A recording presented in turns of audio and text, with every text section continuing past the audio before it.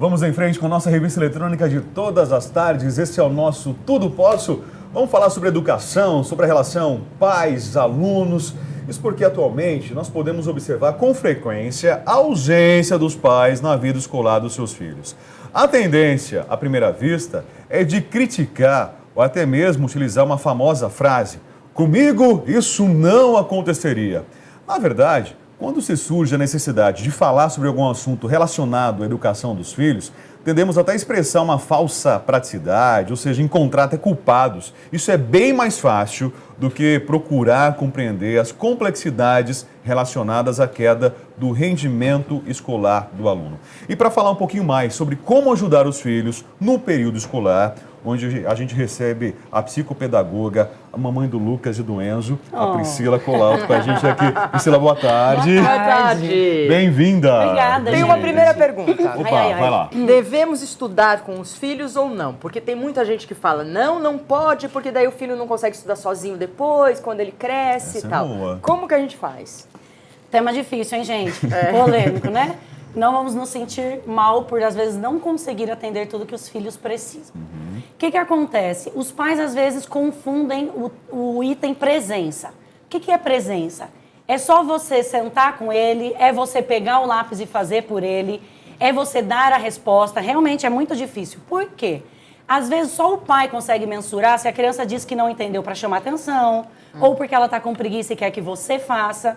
Como que o pai vai conseguir perceber o limite entre fazer e o limite entre orientar? Participando da vida do filho. Quando o pai é presente, quando o pai conhece o filho, ele consegue mensurar a manha da necessidade e de até onde ele pode fazer ou não. Então, o pai tem que tomar muito cuidado. Às vezes, o filho está carente da presença do pai. E ele se aproveita desse momento para quê? Mãe, faz para mim. Mãe, eu não entendi. Isso acontece muito dentro da minha casa. Então, a gente tem que tomar cuidado para quê? Para também não dar uma autonomia que ele ainda não tem, achar que ele está de mãe, é frescura, você sabe sim, você quer que eu faça para você. Ou também pegar o lápis e toda vez dar as respostas prontas e não deixar a criança pensar. Não, fazer isso nem pensar, né? Nem pensar. Nem pensar, eles têm que raciocinar e depois você toma. Sim, e você vai acompanha. orientar. Eu sou a favor disso, orientação. Agora, lição de casa, já não, lá em casa não faz sozinha. Não tem choro nem vela. Você sabe que isso é muito engraçado, né? Porque eu fui chamada na escola do meu filho semana passada, eu passei um pouquinho de vergonha, você sabe que é casa de ferreiro, espeto de pau, né? Vamos lá. E eu dei bastante autonomia pro Lucas, por ele já ter 9 anos. E eu fiz como você, não, vai fazer sozinho, e fui um pouco confiando. Dava uma olhadinha, mas não acompanhei como deveria. Pela minha correria, trabalho, né? Moro sozinha com eles, ali aquela dinâmica, fui meio me afastando e dando essa autonomia para ele.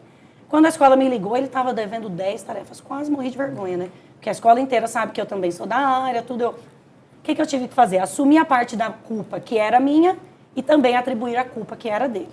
Né, filha, a mamãe te deu espaço, confia em você, te dei autonomia e você realmente não fez o que você deveria ter feito. Mas é aí que entra a amizade e o diálogo entre pai e mãe.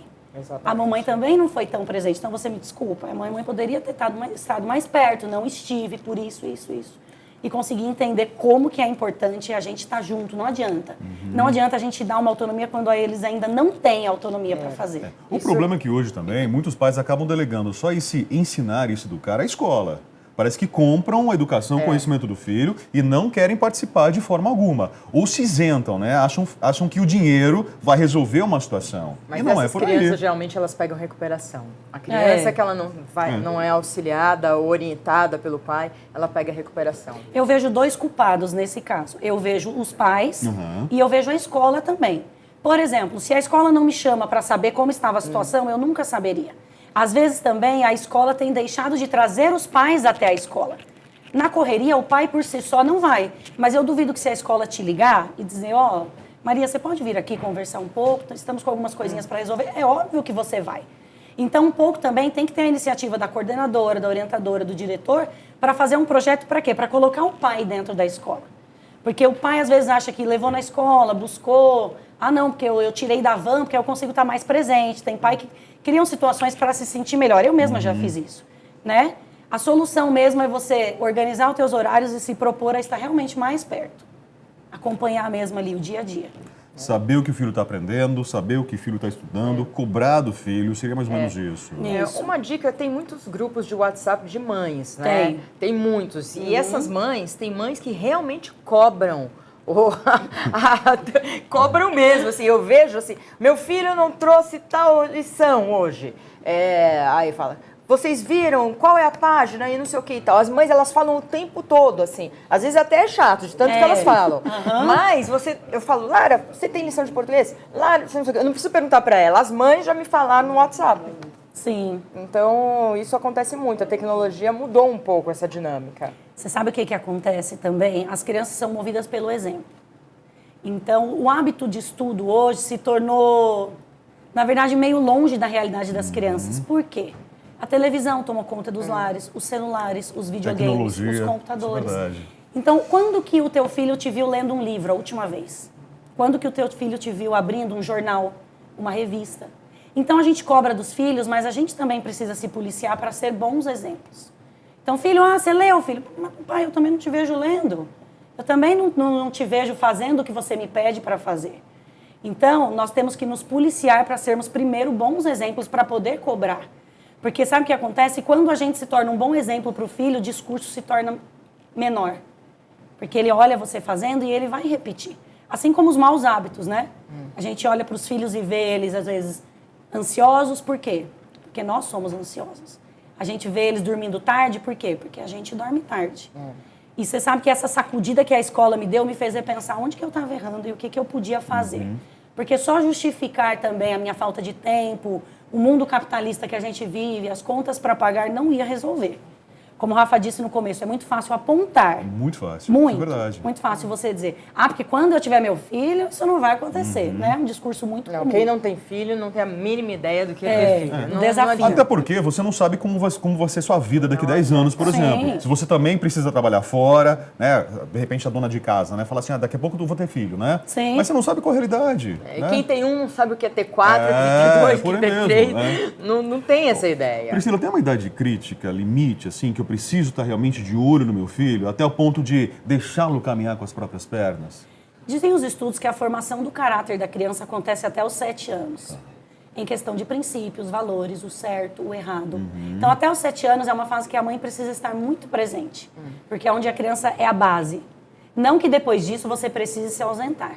Mas o que você conseguiu fazer até os 7 anos é provavelmente aquela estrutura que ela vai ter. É isso que os estudiosos Então, pelo menos até os 7 anos, acompanhar piamente, né, dioturnamente ali, o desenvolvimento e acompanhamento daquela criança. Seja em casa ou seja na escola. Estipular isso é os limites, o certo e o errado. Seja na vida escolar. Na vida escolar ainda não, porque 7 anos provavelmente está no máximo numa pré-escola. Sim. Então, seria fundamental que daria mais esse impacto na vida escolar. Tá. O aluno dá sinais de que ele está pronto para caminhar sozinho? O filho vai dar esses sinais? O filho dá esses sinais e sabe o que acontece? Nós somos os culpados. A gente tende a criar os filhos de um jeito que depois nem a gente consegue assumir. Por exemplo, os pais têm medo de autonomia para as crianças. E você fica naquele do equilíbrio. Será que eu estou protegendo demais? Será que eu estou dando muito espaço? Né? O maior desafio da educação hoje é o equilíbrio. Será que eu fui muito duro? Ou será que eu estou dando muita corda? Como chegar num equilíbrio? É a presença. Mas você falou, por exemplo, assim, de abandonar a perua escolar, de acompanhar o aluno até a própria escola. Os alunos não querem isso. Tem muito filho aí, muito aluno, tem vergonha do pai e da mãe acompanhar na escola. Isso acho que é né? muita criação. E De como... repente, quando é adolescente, até compreendo. Aborrecente. Mas 9 anos, 10 anos, imagina. Se falar que eu não vou, eu vou mesmo. Imagina.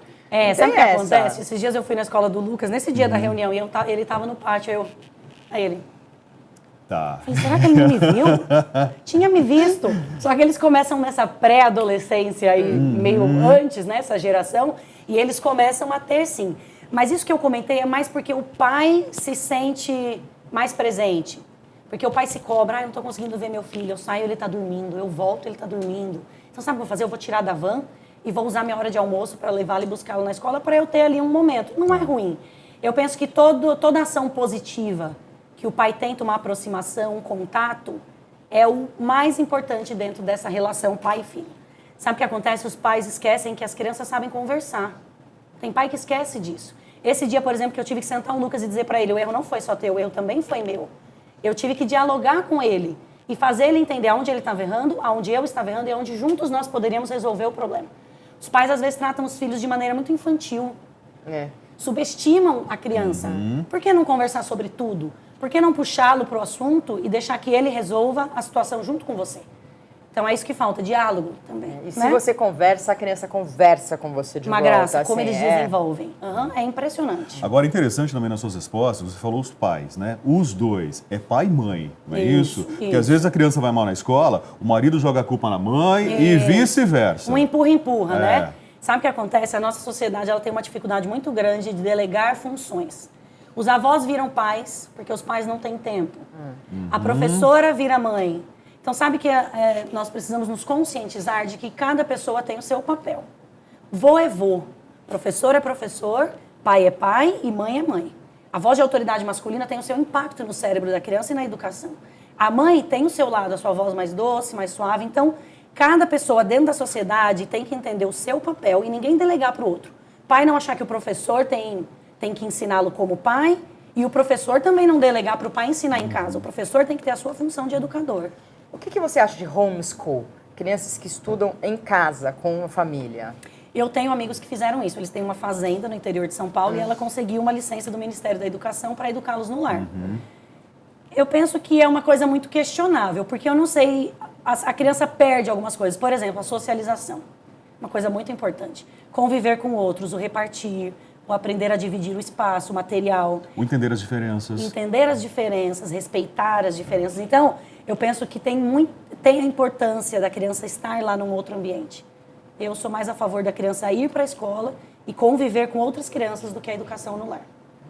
A não ser que você more num local que não haja nenhuma escola, né? Não tenha condições, Ou tem um né? plano de vida diferente, né? Talvez assim, siga viajando aí. Tem as famílias que vivem o mundo, cruzam o mundo aí, né? Família Os Schumann. trailers, Família né? Schumann, isso é verdade, verdade.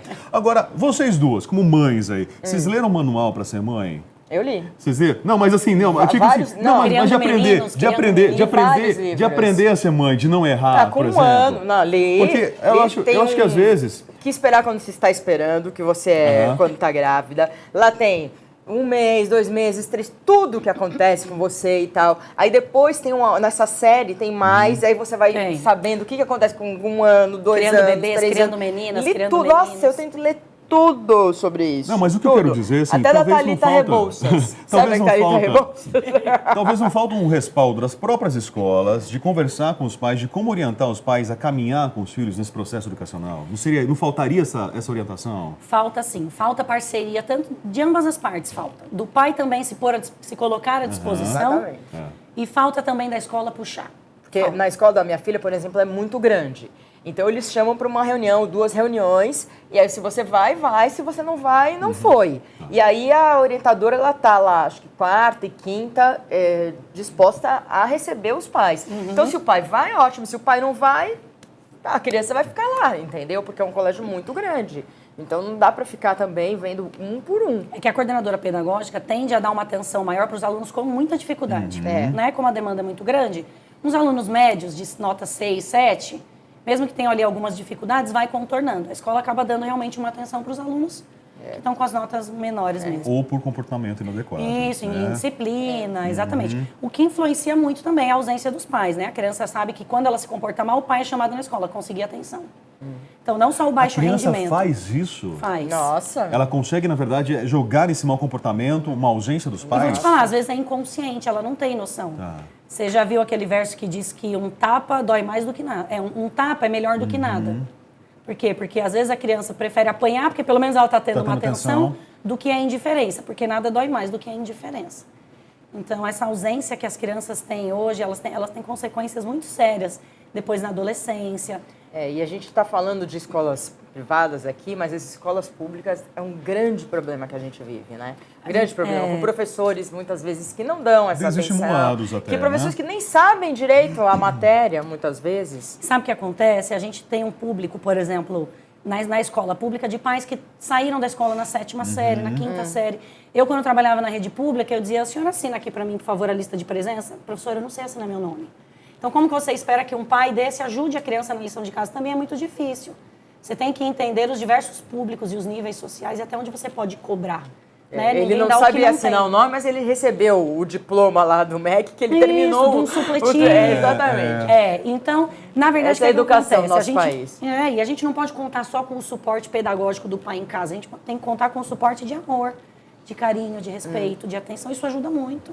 A presença, o toque, tô junto. Filho, eu não sei fazer, mas eu vou ficar aqui do seu lado. Então, Minha filha virou pra mim e falou assim, você não é boa de matemática, mamãe. Eu falei assim, mas eu quero ver se você me explica, então. Já que eu não sou boa, me explica que eu vou aprender. E a gente esquece mesmo, eles trazem lição que você fala, gente, eu não lembro mais como é que faz isso.